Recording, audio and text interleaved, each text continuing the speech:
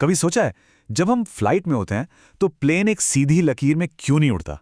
मतलब मैप पर तो ए से बी तक सीधी लाइन होती है ना?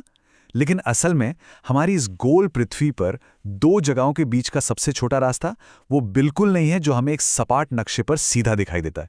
और यही यही वो पहेली है जिसने सदियों से नाविकों और पायलटों को परेशान किया है। तो चलिए सीधे मुद्दे पर आते हैं। मान लीजिए मॉस्को से वैंकूवर के लिए एक फ्लाइट लेनी है। सबसे छोटा रास्ता क्या होगा? सोचिए जरा। अगर हम एक सपाट नक्शा देखें तो जवाब बड़ा आसान लगता है। बस दोनों शहरों के बीच एक सीधी लाइन खींच दो। लेकिन प्रॉब्लम यह है कि हमारी दुनिया सपाट है ही नहीं। पृथ्वी एक गोला है और इस वजह से जो लाइन सीधी दिख रही है वो असल में एक लंबा चक्कर बन जाती है। तो आज हम सबसे छोटे रास्ते की इसी पहेली को सुलझाने वाले हैं। हम ग्रेट सर्कल रूट और रम लाइन को समझेंगे, देखेंगे कि दोनों में क्या फर्क है, दूरी कैसे नापी जाती है, और हाँ, आखिर में हम एक फ्लाइट के रास्ते की दूरी को कैलकुलेट भी करेंगे।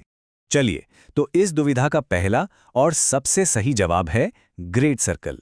ये गणित के हिसाब से दो जगहों के बीच का सबसे छोटा मतलब एब्सोल्यूट शॉर्टेस्ट रास्ता है। अब समझते हैं कि ये है क्या। तो ये ग्रेट सर्कल आखिर भला क्या है? बस इतना समझिए कि पृथ्वी एक गेंद की तरह है। अब अगर आप इस गेंद को ठीक बीच से मतलब उसके सेंटर से होते हुए काट दें तो कटने के बाद जो किनारा बनेगा ना, बस वही है ग्रेट सर्कल। और देखिए, इस स्लाइड में सबसे मजेदार बात यही है। आप इसे देख सकते हैं। सोचिए, आपने पृथ्वी को ठीक उसके सेंटर से काट दिया, जैसे हम एक संतरा काटते हैं। इससे जो सर्कल बना वो ग्रेट सर्कल है।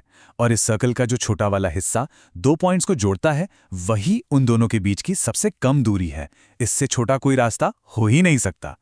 लेकिन सबसे छोटा रास्ता हमेशा सबसे आसान हो, ये जरूरी नहीं। खासकर पुराने जमाने में तो बिल्कुल नहीं। और यहीं पर एंट्री होती है हमारे दूसरे रास्ते की, रम लाइन।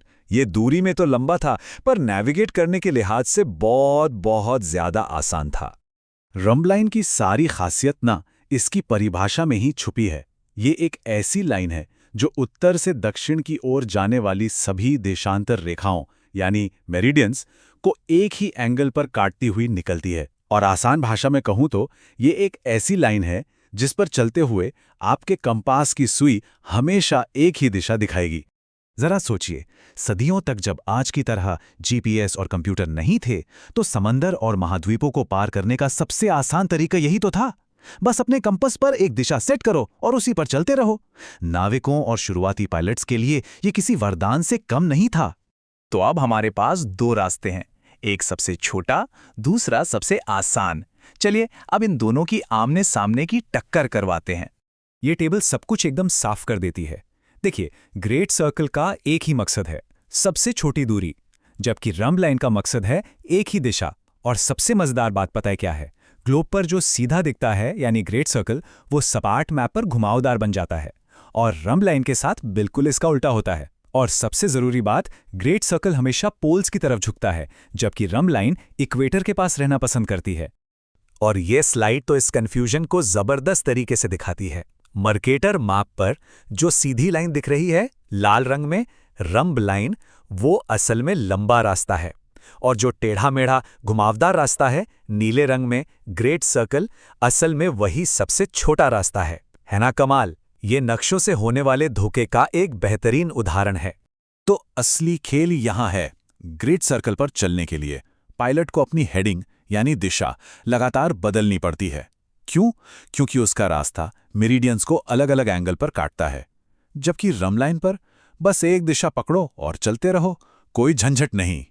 अच्छा, ग्रेट सर्कल पर दिशा कैसे बदलती है, इसे याद रखने का एक बड़ा आसान सा नियम है। नॉर्दर्न हेमिस्फीयर में अगर आप पूरब की ओर जा रहे हैं तो आपकी कंपास की दिशा का नंबर बढ़ता जाएगा, और अगर पश्चिम की ओर जा रहे हैं तो घटेगा।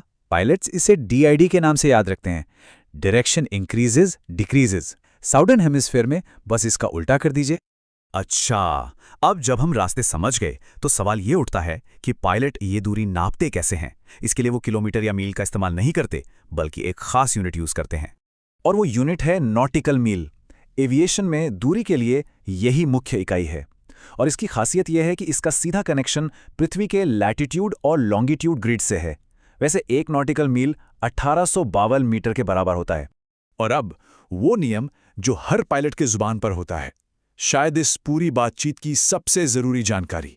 हमेशा याद रखिए, लैटिट्यूड का 1 मिनट ठीक 1 नॉटिकल मील के बराबर होता है। बस इसी सीधे से संबंध की वजह से पायलट बिना किसी मुश्किल कैलकुलेशन के सीधे मैप पर ही दूरी का अंदाजा लगा लेते हैं। चलिए, थ्योरी बहुत हो गई। अब एक प्रैक्टिकल उदाहरण से देखते हैं कि इन कॉन्सेप्ट्स को असल में इस्तेमाल कैसे किया जाता है।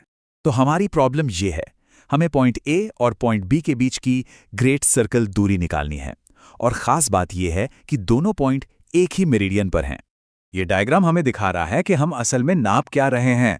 अगर हम पृथ्वी को साइड से देखें तो दूरी असल में ए और बी के लैटिट्यूड के बीच का फर्क ही तो है। हमें बस ये पता लगाना है कि इन दोनों के बीच लैटिट्यूड के कितने डिग्री और मिनट आते हैं। चलिए इसे स्टेप बाय स्टेप सॉल्व करते हैं। स्टेप 1, हम दोनों लैटिट्यूड के बीच का अंतर निकालते हैं, जो आया 44 डिग्री और 49 मिनट। स्टेप 2, अब हम इन डिग्री को मिनट्स में बदलेंगे। 1 डिग्री में 60 मिनट, तो 44 डिग्री में हो गए 2640 मिनट्स। स्टेप 3, अब इसमें बचे हुए 49 मिनट्स भी जोड़ देते हैं। टोटल हो गया 2689 मिनट्स। और अब फाइनल स्टेप, जैसा कि हमने सीखा था, लैटिट्यूड का 1 मिनट मतलब 1 नॉटिकल मील। तो हमारी कुल दूरी कितनी हुई? 2689 नॉटिकल मील।